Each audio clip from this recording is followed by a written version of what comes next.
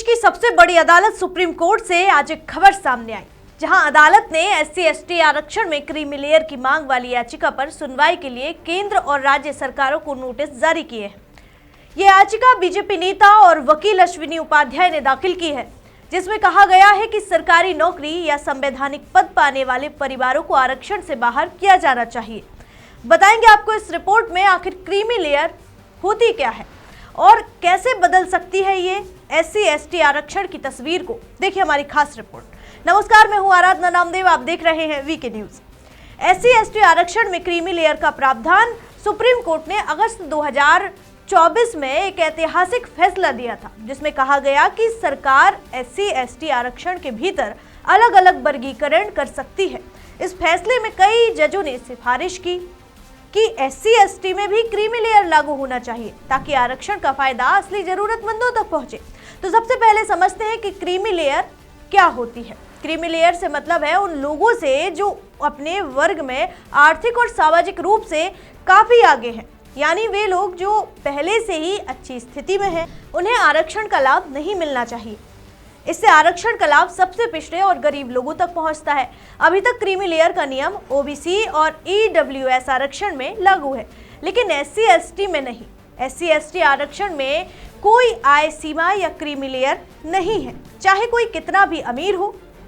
अगर वह SC/ST category में है तो आरक्षण मिलता है, लेकिन अब सुप्रीम कोर्ट ने कहा है कि इसमें बदलाव की जरूरत है और क्रीमी लेयर को अलग अलग तरीके से लागू किया जा सकता है, क्योंकि SC/ST की सामाजिक पिछड़ापन OBC से अलग है। और OBC में क्रीमी लेयर कैसे काम करता है बताते हैं आपको। OBC आरक्षण में क्रीमी लेयर की शुरुआत 1993 में हुई थी, जब इंदिरा साहिनी केस में सुप्रीम कोर्ट ने इसे लागू किया। शुरू में आय सीमा 1 लाख रुपए सालाना थी और फिर बढ़ती गई। 2004 में ये 2.5 लाख हो गई और 2008 में 4.5 लाख के करीब हो गई। 2013 में 6 लाख और 2017 में 8 लाख रुपए सालाना। आज भी यहाँ 8 लाख रुपए की लिमिट है, हालांकि महंगाई बढ़ने के बावजूद इसे नहीं बढ़ाया गया। ये आय सीमा उन लोगों पर लागू होती है जो सरकारी नौकरी में नहीं है।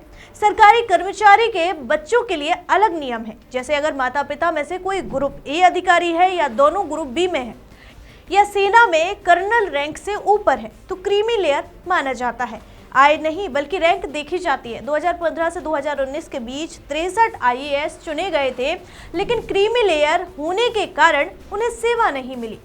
EWS 2019 में 103वें संविधान संशोधन से आर्थिक रूप से कमजोर सवर्णों को 10% आरक्षण मिला।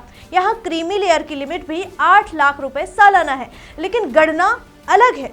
परिवार की कुल आय, वेतन, कृषि, बिजनेस सब कुछ 8 लाख से ज्यादा नहीं होनी चाहिए। साथ ही 5 एकड़ से ज्यादा कृषि योग्य जमीन होने पर भी EWS का लाभ नहीं मिलता है। सुप्रीम कोर्ट ने भी इस गणना को कुछ मामलों में भेदभावपूर्ण बताया था। अब सवाल SC/ST में क्रीमी लेयर क्यों नहीं है? SC/ST की पिछड़ापन मुख्य रूप से सामाजिक और छुआछूत पर आधारित है, ना कि सिर्फ आर्थिक। इसीलिए इंदिरा साहनी केस में कोर्ट ने कहा था कि क्रीमी लेयर SC/ST पर लागू नहीं होता, लेकिन 2024 के फैसले में जस्टिस गवई, विक्रमनाथ और अन्य ने कहा कि SC/ST में भी क्रीमी लेयर की पहचान होनी चाहिए, लेकिन OBC से अलग मापदंडों के साथ, ताकि आरक्षण का फायदा सबसे पिछड़े SC/ST लोगों तक पहुंचे। फिलहाल केंद्र सरकार ने कहा कि संविधान में SC/ST के लिए क्रीमी लेयर का प्रावधान नहीं है, लेकिन जनवरी 2026 में सुप्रीम कोर्ट ने एक PIL पर नोटिस जारी किया है, जिसमें क्रीमी लेयर लागू करने की मांग की गई है। क्रीमी लेयर का मतलब है आरक्षण का सही इस्तेमाल, असली जरूरतमंद आगे आए। SC/ST में इसका लागू होना या ना होना एक बड़ा बहस का विषय बना हुआ है। फिलहाल इस रिपोर्ट में इतना ही। ऐसे ही तमाम खबरों के लिए देखते रहिए वीके न्यूज। मुझे दीजिए इजाजत, शुक्रिया। वीके न्यूज, राष्ट्र के नाम।